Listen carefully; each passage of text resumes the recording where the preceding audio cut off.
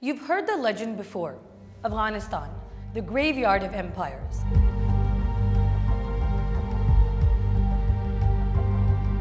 A land that defeated Britain, broke the Soviets, and humbled America. It sounds glorious, heroic even, but peel back the myth and the story changes. Afghanistan was never a graveyard of empires. It was a chessboard for them.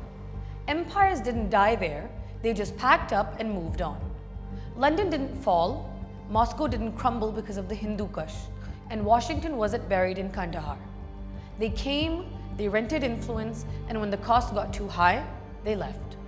As one Afghan commander famously told The Guardian, "You can rent Afghanistan, but you can't buy it." And that, more than any slogan, explains 2 centuries of foreign involvement: power, greed, and the illusion of control. Let's rewind to the British Empire. After the defeat of the Sikhs in 1849, the British rulers of India debated where to draw the line, the Indus River or the mountains beyond. The forward policy won. The logic was simple.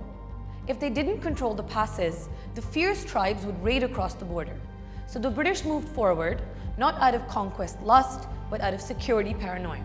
Charles Allen, in Soldier Sahibs, describes how this creeping forward also kept the British Indian Army sharp, a training ground in blood and dust.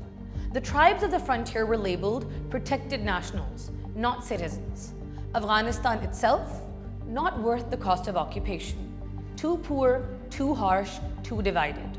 But it was priceless as a buffer against Russia. When Afghan rulers defied Delhi's control over foreign policy, Britain invaded twice. The 1841 retreat from Kabul was a disaster, yes, but not a defeat of empire.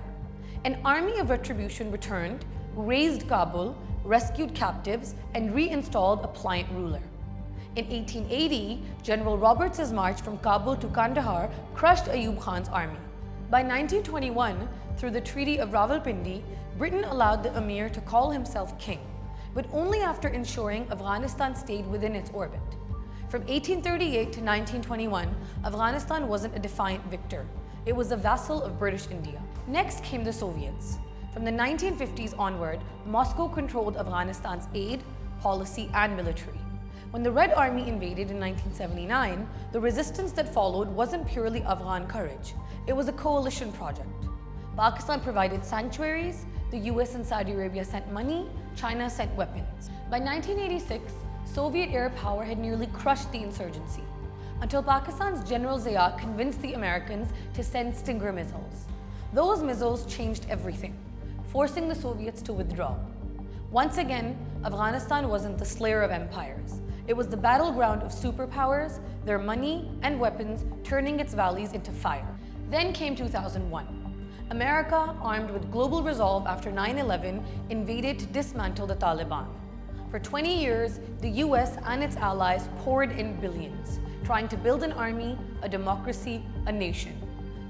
But all along, the Taliban leadership regrouped across the border, in Pakistan's safe havens, the Quetta and Peshawar Shuras. When the Americans finally left, one official summed it up in a single word: Pakistan. So let's call it what it is. Afghanistan has been used, rented, and fought over, but rarely owned. Not because it's some mythical warrior fortress, but because no one found enough value in owning it forever. Empires came for power and position, not principle.